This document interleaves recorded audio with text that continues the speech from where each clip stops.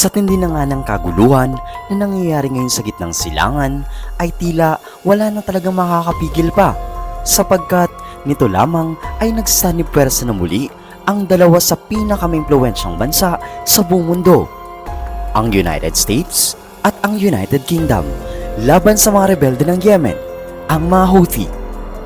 Nagsimula ang matinding kaguluhan nito nung tinangkang atakihin ng mga rebelde ang mga commercial ships na naglalayag sa Red Sea. Isa rin ito sa nagpasiglab ng kaguluhan sa buong rehiyon. At bago natin ipagpatuloy ang video na ito, ay huwag kalimutang mag-subscribe at i-hit ang notification bell para maging updated ka sa mga susunod na videos.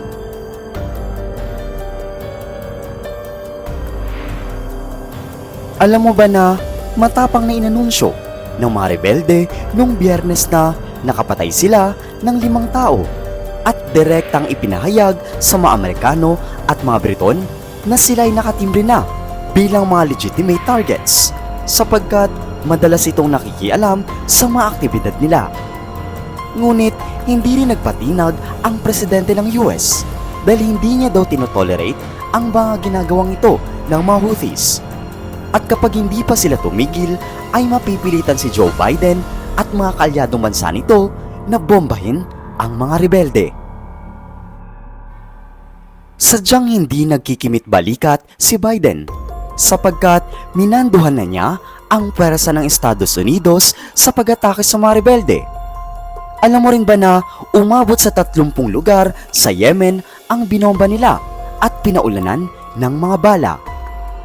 Ayon sa datos ay aabot ng 150 ammunitions ang ginamit nila sa buong pag-atake.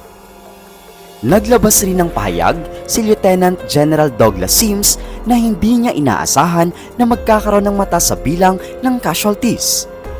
Hindi lamang kasi mga rebelde ang napatumba nila, bagkus may mga sibilyan din na dadamay sa mga rural areas.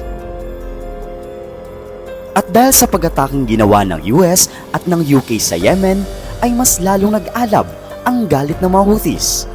Dahil ang ginawang pag-atake raw sa 30 lugar sa Yemen sa kalupaan nila ay isang uri ng pagiging barbaric. At mataas silang nagbanta, nagaganti silang muli at hindi nila ititigil ang pag-atake sa lahat ng barkong tutungo sa Israel.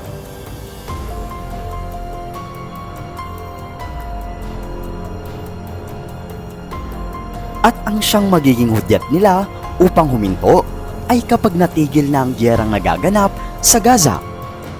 Ipinahayag din ng mga taga-Yemen ang galit nila sa mga Amerikano at Briton dahil nga sa mga sibilyan na nadamay sa kanilang sanib-pwersang pag-atake.